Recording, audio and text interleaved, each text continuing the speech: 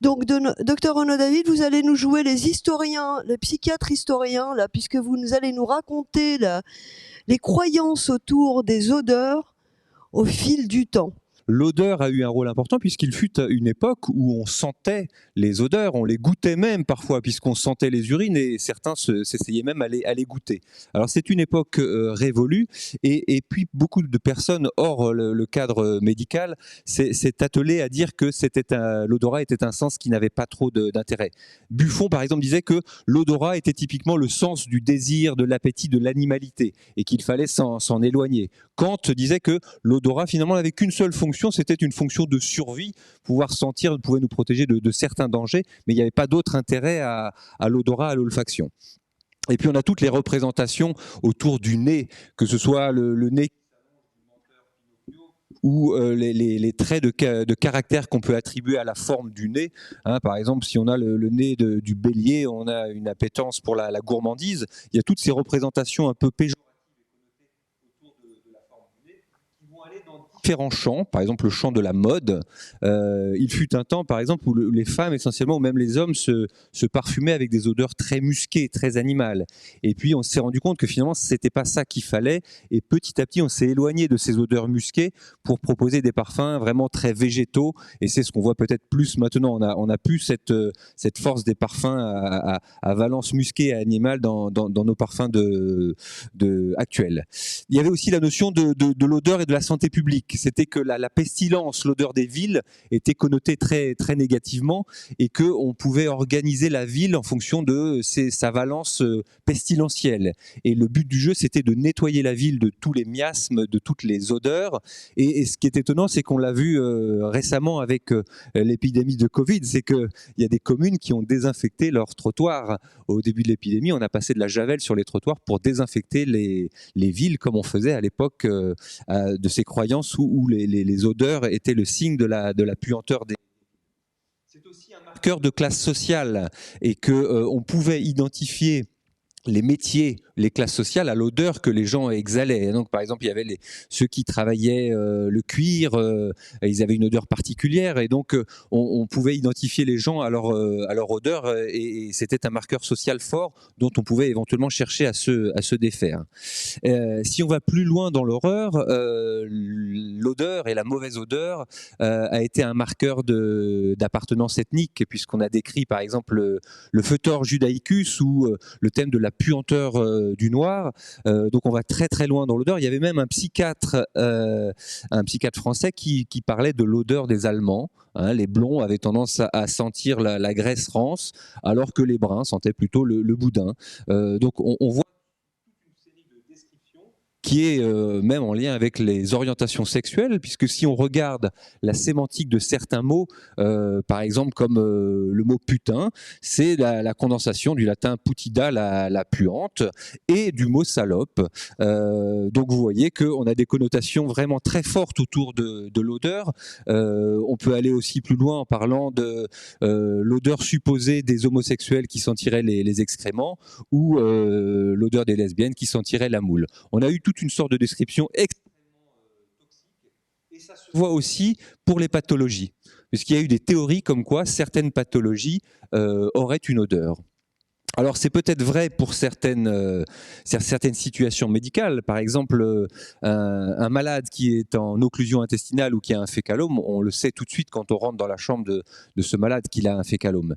Mais dire la même chose de la schizophrénie, c'est peut-être plus problématique, mais il y a quand même eu des descriptions de certains chercheurs qui disaient que, par exemple, les rats étaient capables de reconnaître à l'odeur.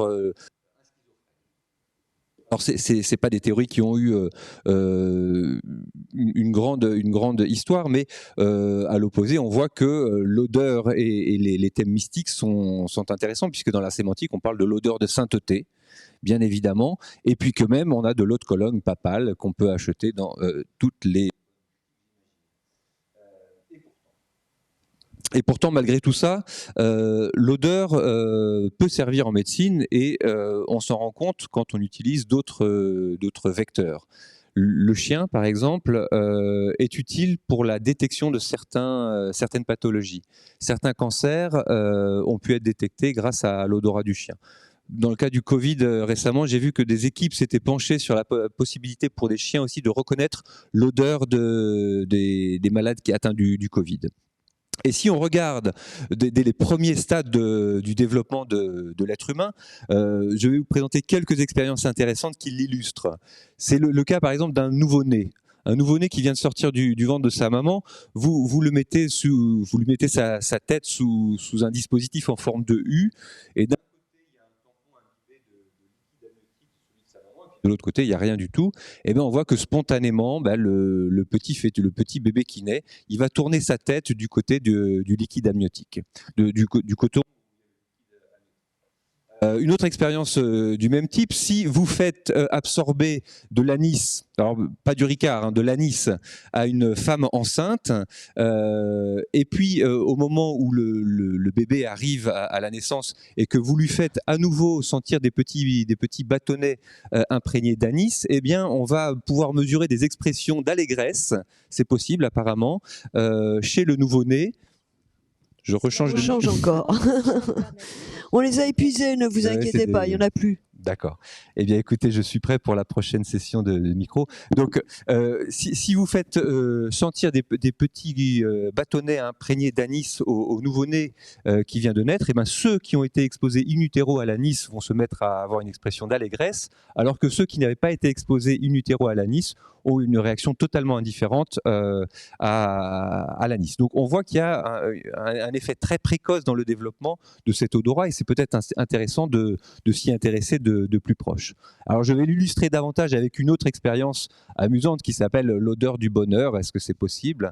L'expérience est la suivante. Vous avez deux groupes. Un premier groupe qui regarde un film. Au cours de ce film, il y a différentes séquences, des séquences tristes, des séquences heureuses. Et ces gens-là, on leur met un petit coton sous les aisselles et on recueille leur sudation aux différentes parties du film, partie heureuse, partie triste. Et puis de manière aveugle, on va faire sentir à un deuxième groupe qui est équipé d'un système qui permet de mesurer la musculature faciale. On va leur faire sentir ces petits cotons imprégnés de sueur du précédent groupe aux différentes sessions, et on se rend compte que les gens du deuxième groupe vont se mettre à sourire au moment où on leur fait sentir les petits cotons des gens qui étaient en train de regarder la séquence heureuse du premier groupe. Et inversement, quand c'était triste, eh ben, ils n'ont pas d'expression d'allégresse. Donc on voit qu'on peut transmettre par les odeurs finalement le sentiment de quelque chose de positif, de heureux ou de triste. On va plus loin toujours. Alors là, c'est plutôt sur les orientations, un peu le désir, on va dire. C'est un premier groupe. Vous prenez des hommes, vous leur faites manger ou non de l'ail. Et puis vous leur faites les petits cotons sous les aisselles à nouveau, et puis vous faites sentir en aveugle ces petits cotons imprégnés ou non d'ail à un groupe de femmes totalement en aveugle, et puis on se rend compte que finalement il va y avoir un sentiment d'attractivité et de plaisir plus fort chez les femmes qui vont sentir les cotons qui étaient imprégnés des mangeurs d'ail.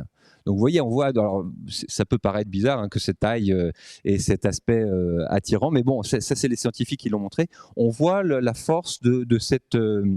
c'est pas de la phéromone, mais de la transmission par les odeurs de certains caractères psychologiques. Si on rentre maintenant dans la pathologie, on s'est rendu compte dans la maladie d'Alzheimer, par exemple, qu'on avait une corrélation forte entre la baisse des performances cognitives et l'habileté à discriminer et à identifier précocement des odeurs. Autrement dit, plus le niveau de performance cognitive baisse, moins les gens sont capables de percevoir les odeurs et de les identifier de manière précise. Ça veut dire que la perte de l'odorat serait un marqueur précoce de la perte cognitive, peut-être même plus précoce que les tests habituels qu'on utilise. On le voit dans d'autres situations, par exemple dans la schizophrénie. Chez les schizophrènes, on se rend compte que, ils ont une baisse de leur capacité aussi à discriminer et à identifier précocement des odeurs, et que ça, c'est corrélé à leur capacité, à leur niveau de négativisme. On sait que la schizophrénie, c'est une grande partie de la vie passée avec des symptômes négatifs de repli, d'isolement social, émaillé par moments par des épisodes délirants. Mais c'est ce côté de niveau d'affect négatif qui est très corrélé à la capacité à percevoir les odeurs. Et alors ça je vais passer très très rapidement, on s'est rendu compte que chez les gens qui étaient à risque de faire une conversion vers la schizophrénie, eh bien, cette capacité à identifier les odeurs, elle était d'autant plus forte qu'on s'intéressait aux odeurs dites plaisantes. Ils avaient du mal à identifier les odeurs plaisantes, alors que ce n'était pas le cas pour des odeurs désagréables ou des odeurs neutres. Et dans les troubles de l'humeur en général, les dépressions, les troubles bipolaires, eh bien, on remarque la même chose, c'est-à-dire une perte de la capacité à identifier très précocement des odeurs, surtout quand elles ont une valence plutôt agréable. Et alors, pour dire un mot, parce que je vais être assez court, parce que je ne sais pas si mon collègue est là pour la suite, mais on s'est rendu compte, dans le contexte actuel de l'épidémie de Covid, que l'anosmie, la perte de l'odorat, était un des symptômes précoces pas du tout attendu initialement. On s'attendait à d'autres cortèges de symptômes. Quand on a commencé à s'intéresser à cette perte de l'odorat, on s'est intéressé à l'évolution des pics. C'est ça qui intéresse les marqueurs des pics de symptômes. Et dans le cas de la France, au moment du début de l'épidémie, on a eu les premiers symptômes, le pic de premiers symptômes, c'était aux alentours du 18 mars. Et on s'est rendu compte que c'est vers le 21 mars qu'on a eu le pic d'anosmie, le pic identifié d'anosmie, et que les marqueurs de gravité gouvernementaux, c'est-à-dire le nombre de personnes admises en réanimation, la gravité des symptômes, arrivaient finalement beaucoup plus tard, le 28 mars, donc 7 jours après. Finalement, si on avait pu identifier de manière précise les pics d'anosmie de la population française, on avait 7 jours d'avance sur les marqueurs gouvernementaux classiques, qui étaient le taux d'hospitalisation pour des symptômes graves de Covid et le recours à la réanimation. Alors je vais en dire un mot sur ce Covid, qui est une porte d'entrée peut-être du virus et en lien avec des troubles de l'odorat. Alors c'est vrai que dans les premières études, on s'est rendu compte que presque plus de 80% de la population avait des troubles de l'olfaction. Alors ça n'était pas du tout identifié au début, et que par rapport à une grippe classique, eh bien finalement on retrouvait souvent une perte totale de l'odorat, alors que dans la grippe saisonnière, on avait souvent une perte partielle de l'odorat, mais jamais une perte complète. Donc ça, c'était un marqueur très spécifique de l'épidémie au Covid, une perte totale de l'odorat. C'est quelque chose qu'on n'a pas retrouvé dans tous les pays. On l'a retrouvé beaucoup en Occident, mais en Asie, a priori, d'où est parti le virus, ils n'ont pas identifié cette perte de l'odorat initiale. Alors pourquoi? Peut-être parce qu'ils ne l'ont pas cherché, peut-être parce que le virus était différent, peut-être parce qu'on a des récepteurs différents en fonction des ethnies. Là, en Occident et en Asie, ça pouvait être des marqueurs différents, mais voilà, on avait des variabilités suivant les continents. Mais ce qu'on a retenu finalement, c'est que les gens qui avaient une anosmie étaient les malades du Covid les moins symptomatiques. Et donc finalement, les moins symptomatiques étaient finalement ces gens qui étaient potentiellement les plus à risque de transmettre la maladie à d'autres, parce qu'ils n'allaient pas se faire dépister, parce qu'ils n'étaient pas inquiets pour leur santé. Et donc c'était une deuxième valeur à ajouter au fait que dépister l'odorat était un marqueur important de cette épidémie pour le Covid. Et puis un peu après cette découverte concernant la perte de l'odorat, on a commencé à faire des descriptions d'atteintes cérébrales possiblement liées au virus, notamment des encéphalopathies d'ordre vasculaire. Et on s'est posé la question du lien qu'il pouvait y avoir. On a eu de plus en plus de descriptions qui ont été faites, et puis la question qui s'est posée, c'est est-ce qu'il y avait un lien direct entre l'entrée du virus par les voies nasales et des atteintes cérébrales subséquentes? Plusieurs hypothèses ont été mises en avant, et une des premières hypothèses, c'était de dire que si finalement on perdait l'odorat, c'est qu'on avait un œdème de la fente olfactive sur la partie haute des fosses nasales qui empêchait toute molécule de pouvoir atteindre les nerfs olfactifs. Et puis qu'une fois que cet œdème était parti, eh bien, on retrouvait un odorat normal. Et l'histoire a dit des choses un peu différentes. Alors je ne vais pas rentrer dans les détails, mais ce qu'on a identifié de manière certaine, finalement, c'était que ce n'était pas une atteinte directe du nerf olfactif qui était mise en évidence, mais une atteinte des cellules qui entouraient, qui protégeaient les filets olfactifs nerveux. Ces cellules étaient directement atteintes par le Covid, elles étaient détériorées, elles n'étaient plus actives, et elles n'avaient plus cette fonction aidante de la transmission de l'information nerveuse des récepteurs olfactifs vers les structures cérébrales centrales. Donc c'était une des hypothèses.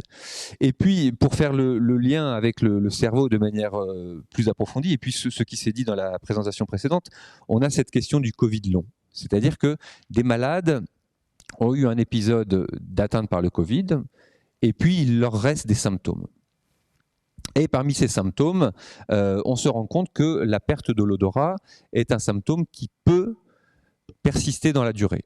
C'était une première étude israélienne qui montrait qu'à 6 mois, on avait une perte d'odorat qui pouvait être persistante pour 50% des participants.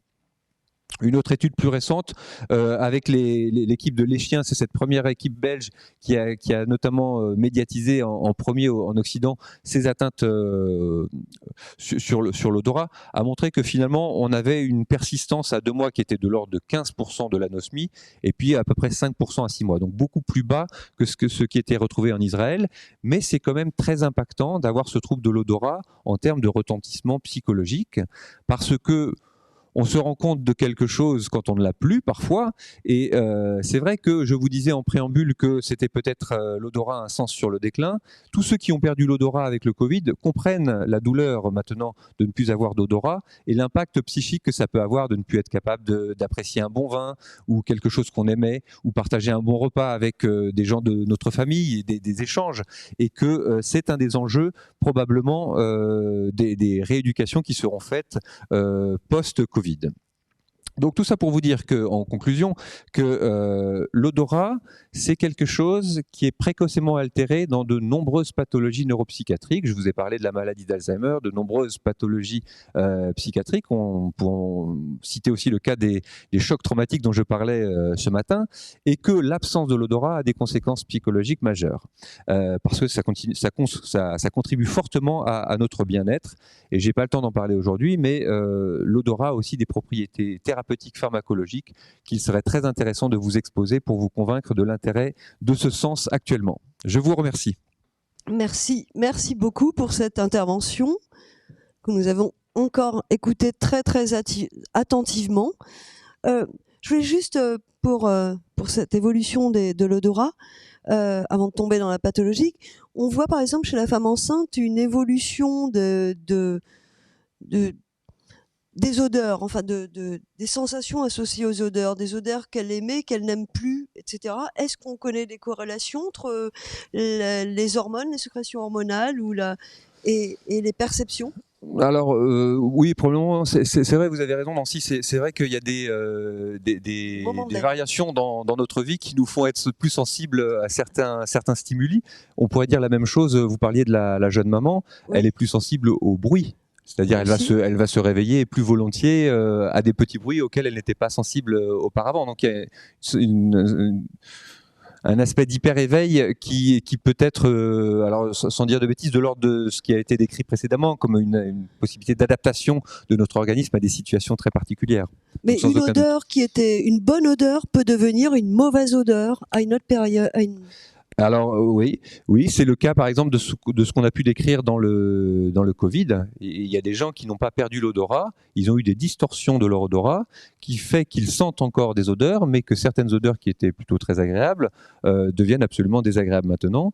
C'est le cas avec certains médicaments par exemple qui font que vous avez une distorsion de cette perception olfactive qui rend des odeurs totalement désagréables alors qu'elles étaient a priori très agréables auparavant. Donc sans aucun doute. D'accord. Alors vous parliez notamment des maladies neurodégénératives et effectivement de cette perte un petit peu de l'odorat. Pourtant, les odeurs sont aussi utilisées pour rappeler des souvenirs. Par quel mécanisme ça passe là ?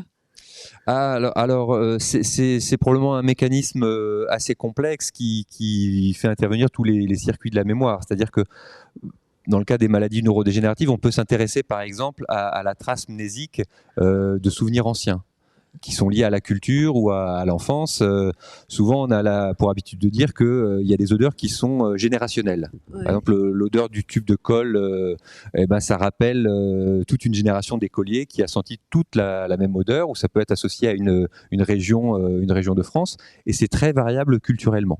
Pour vous l'illustrer, moi j'ai fait l'expérience avec des collègues taïwanais, je leur ai fait sentir des fioles de chocolat chaud, qui sont plutôt agréables Ah, pour nous. Pour eux, ils ont détesté. C'était insupportable parce que c'était pas associé à leur culture.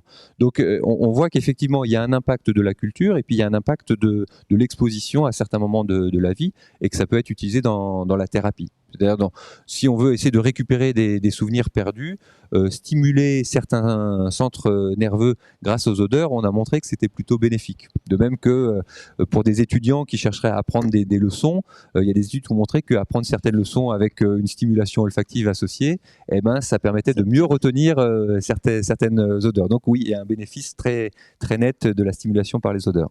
D'accord. J'avais peut-être une autre question, le temps qu'elles arrivent aussi.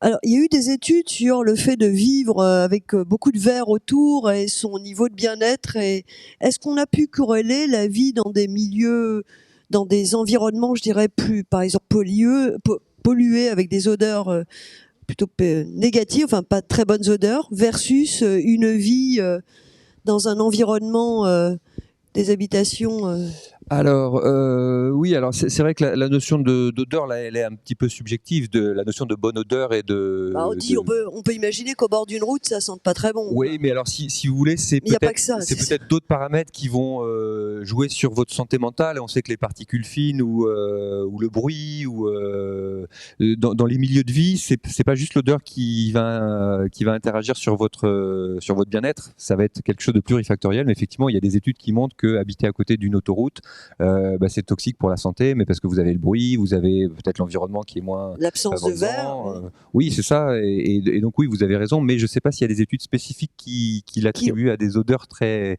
très dédiées, on va dire. Oui. Très bien. J'allais dire d'autres odeurs. Non, d'autres questions, pardon. Oui, des questions de Jean-Louis sur le web. On sait que l'activation des récepteurs olfactifs contribue à une forme de plasticité neuronale et une neurogénèse.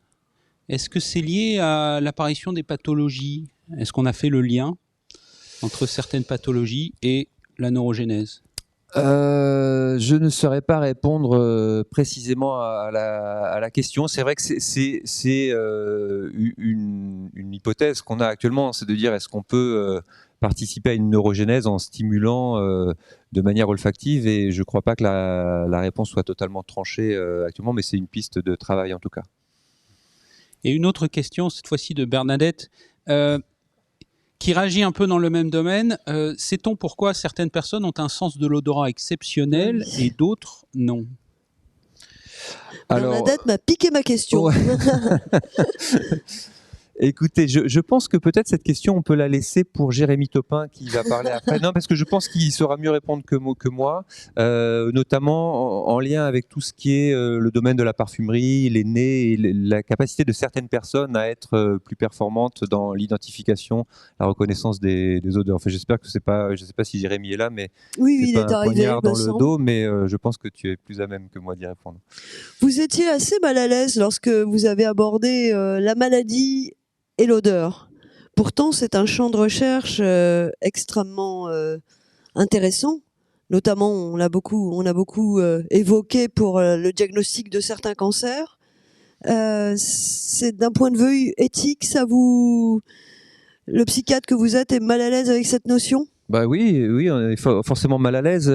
Pour vous donner un autre type d'exemple, pour certaines maladies neurodéveloppementales, comme par exemple la trisomie ou des pathologies apparentées, il y a des études qui se sont intéressées aux signes morphologiques précoces de développement, par exemple la forme des oreilles ou les plis dans les mains, et avec des chercheurs qui ont eu l'idée de dépister très tôt. C'est-à-dire d'aller dans les écoles, par exemple, ça s'est fait en Australie, d'aller dans les écoles et puis de faire un dépistage très précoce de ce type d'anomalie. Et très vite, on s'est retrouvé face aux problématiques de la stigmatisation très précoce de gens qui auraient ces anomalies. Donc ça voudrait dire qu'ils ont une pathologie qui va se déclarer plus tard. Et c'est très inconfortable d'avoir ce type d'approche actuellement, à titre personnel éventuellement, mais même au titre de la collectivité. C'est-à-dire que quand vous faites de la recherche scientifique, vous soumettez votre protocole à des comités d'évaluation, des comités d'éthique, et c'est souvent des barrières importantes qui peuvent être dressées pour des raisons sociétales plus qu'on entend volontiers. Et avec l'odeur, c'est la même chose, c'est-à-dire que attribuer une odeur à une maladie, ça renvoie à toutes nos représentations historiques, comme j'ai pu essayer de les aborder. C'est cette connotation négative de l'odeur qui nous stigmatise. D'autant plus que l'odeur, on a du mal à la cacher. Hein, c'est un sens très intrusif qui nous rentre dans le nez. On ne peut pas se balader avec le nez bouché en permanence. Donc c'est quelque chose qui rentre en nous malgré nous. Et donc on vit mal cette odeur qui nous pénètre, qu'on n'a pas choisi de recevoir. Est-ce qu'on a une idée de pourquoi les Asiatiques manifestent pas ce type de symptômes? Parce que c'est assez troublant. Vous voulez dire pour le Covid ou... Oui, pour le Covid, pardon, alors la baisse, oui. Plusieurs hypothèses. C'est vrai que possiblement on ne l'a pas recherché initialement parce que c'était pas attendu dans le cortège du syndrome grippal classique. Ensuite, possiblement parce que le virus n'était peut-être pas tout à fait le même. Ça peut être aussi les variants du virus qui pouvaient être différents. C'était des hypothèses qui ont été avancées. Et puis aussi sur les récepteurs olfactifs qui tapissent la muqueuse olfactive, qui peut potentiellement être différente avec des variabilités ethniques qui font que ce qu'on a observé en Occident, c'était pas observable ailleurs. Et alors, peut-être une dernière question au psychiatre, parce que cette perte d'odorat est un des symptômes persistants qui perturbent énormément de personnes qui ont été atteintes. En attendant que ça se répare, quand ça dure depuis 6 mois, est-ce que vous donnez presque des conseils de consultation? On voit des gens plonger dans la dépression à cause de cette perte d'odorat. Oui, tout à fait. Si vous voulez, si vous regardez les actualités, il y a des protocoles de stimulation olfactive qui se mettent en place un peu partout sur le territoire, avec l'idée d'entraîner le nez en lui faisant sentir à intervalles réguliers différents types d'odeurs sous forme de petits flacons d'odeurs pour réentraîner le nez à sentir les odeurs, comme on ferait de la kiné pour une entorse par exemple. Donc ça, c'est ce qui se met en place.